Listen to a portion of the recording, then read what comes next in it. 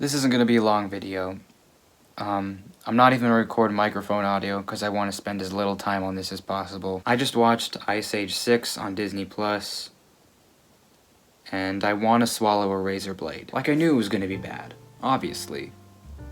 But I have a bunch of notes here, and I'm not even gonna try and format them into a script. I'm gonna just kind of read them off. Here we go. This movie opens with about 3 minutes of Ellie just recapping the plot of the last 5. She literally like explains how Manny, Sid, and Diego met, and then how they met her, and then how they met Buck, and it's just like, do you think we don't remember that shit? Do you think we've forgotten that? Anyone watching this knows that. Anyone who's watching Ice Age 6 already knows this stuff. You don't need to do that. Okay, and another thing. Why are they telling us about the backstory of all these other characters when they're not the focus of the movie? Oh my god. From the opening shot, everything is bad. The animation goes without saying that the animation looks like total ass. It was animated by Bardell Studios, I think, the same people that animated the Diary of a Wimpy Kid movie that also came out on Disney Plus, and that I also watched, unfortunately. The first Ice Age movie came out in 2002, and it looked better than this. The animation is obviously the most glaring thing wrong with this movie, but everything else is done with not even the smallest iota of incompetency, of competency, sorry. The dialogue.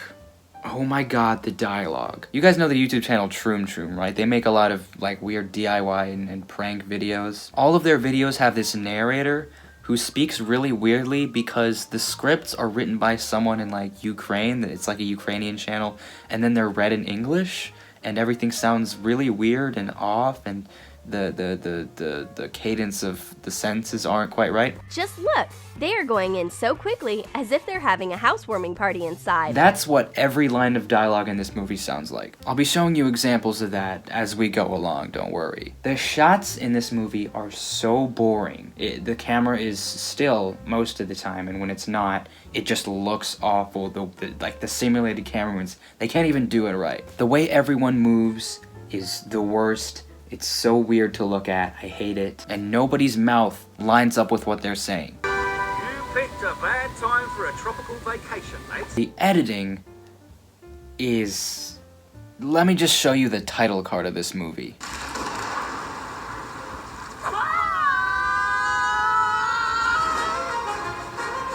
That's the title card. That is the title card. Oh my god. The editing for the entire movie is like this. It's really strange and awkward and lazy. Every time a scene transitions, it's like a default iMovie screen wipe. Like you're making an animated movie, you can do anything you want with the shots and transitions, and then you just choose to put in an iMovie screen wipe. This isn't Star Wars. Destiny awaits! I had to watch that like 3 times. What was that shot? That's how they get back to the Lost World? Ellie told us never ever to go back in there. Are you thinking what I'm thinking? To the Lost World! Are you thinking what I'm thinking? Of course you're thinking what you're thinking. Okay, that's not a "are you thinking what I'm thinking" moment. That's not just me, right? You don't say that in that context. Okay, the pacing for this entire thing, too, is garbage. And the problem goes beyond just, like, things happening for no reason. I don't know, dude, it's just everything that happens is just so disconnected, so boring, and so weird. I'm losing a lot of brain cells and fast. Everything is underwhelming. There's no stakes, there's no tension in anything, even though they try to make it exciting during like the action sequences with like loud symphonic score. Like you can't make a movie that looks like this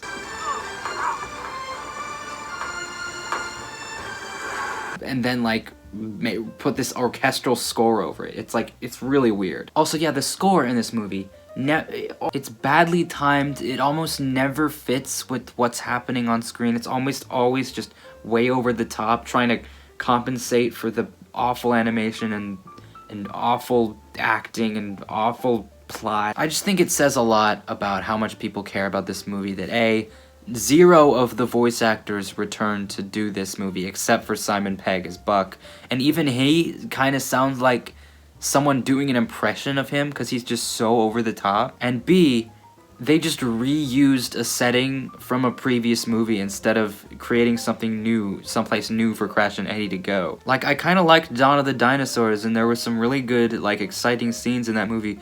Like, how are you gonna top that? How are you gonna top what you showed in that movie? The answer is they don't.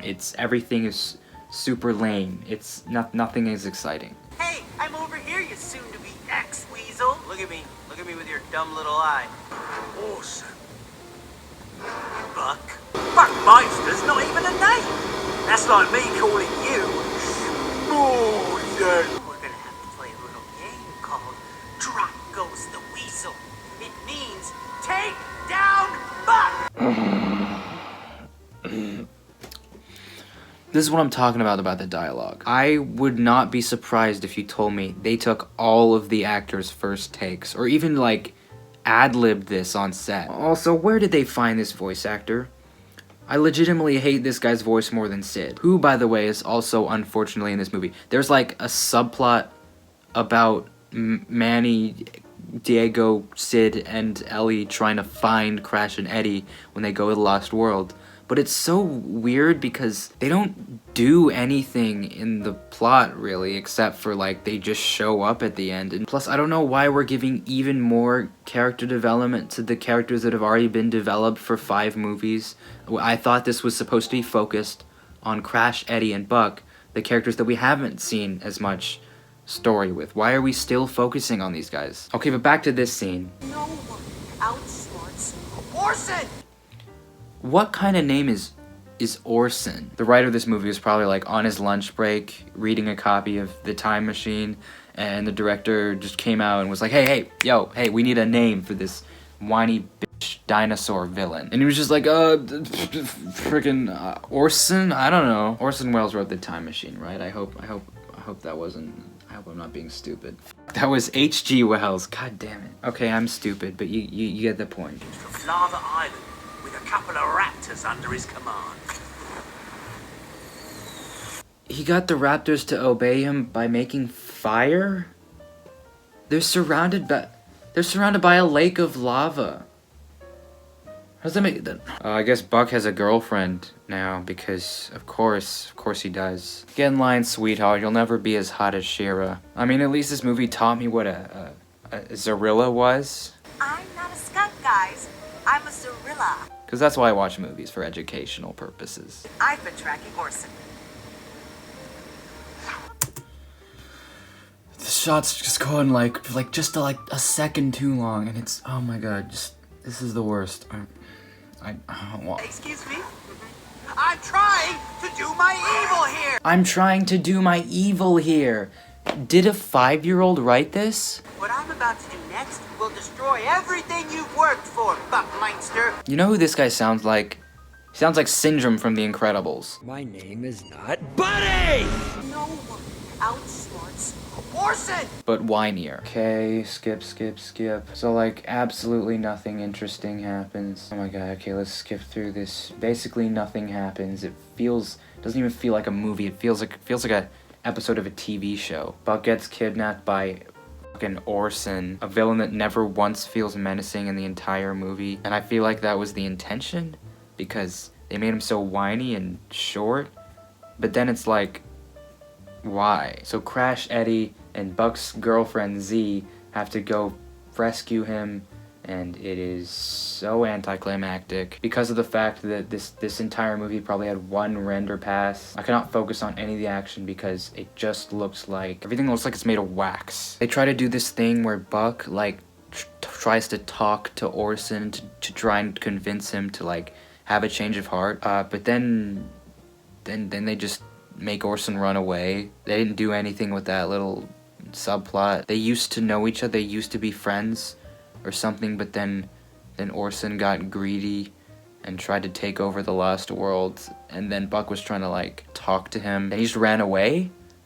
And he just... So, like, what was the point of that? The rest of the characters show up at the end of the fight, and then Crash and Eddie are like, oh, but actually we want to stay down here. And then they're playing this loud violin, emotional music in the background, and I don't know, at that point my head was in my hands, so I didn't really see what happened for the last, like, 5 minutes.